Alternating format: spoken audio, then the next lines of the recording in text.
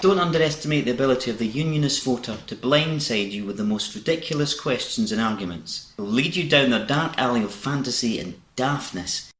Here are some very short facts from the National. Wouldn't an independent Scotland be at the back of the queue to join the EU? There is no queue to join the EU. Applicants just need to fulfil criteria on laws, human rights and economy. Spain will veto Scotland's membership of the EU. The Spanish government will not veto Scottish accession to the European Union, and it has been repeating that message for years. The so-called Spanish veto is simply a lie used to scare Scots into voting no, regardless of what pro-union campaigners and newspapers want you to think. It would be crazy to leave the UK single market. Hang on. What?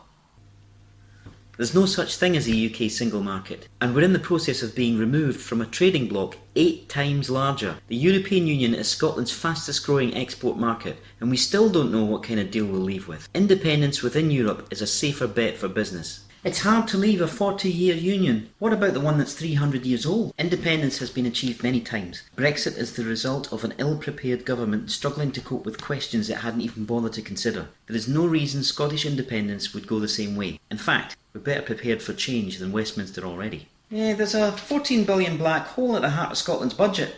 Our current financial position is based on Scotland's position in the Union, not as an independent country. With the levers of independence, we can stimulate and grow our economy to match that of our successful neighbours. An independent Scotland would also never have to pay for a share in hugely expensive projects like the renewal of the UK's nuclear weapons. Staying in the Union will cost Scotland access to its fastest growing market, cut off labour supplies and reduce the tax. Is that a price worth paying?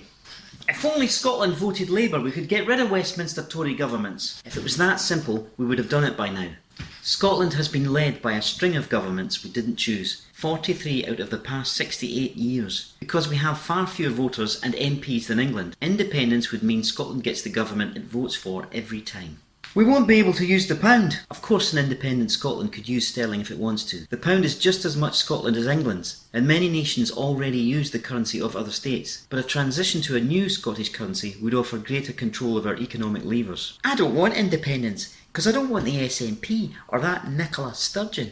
Independence isn't about one person, it's about the choices which affect us being made in Holyrood and not Westminster. The Yes movement is much broader than the SNP, and a new parliament for a new country means a new politics. Scots will decide who they want to run the country after a Yes vote, and that might not be the SNP.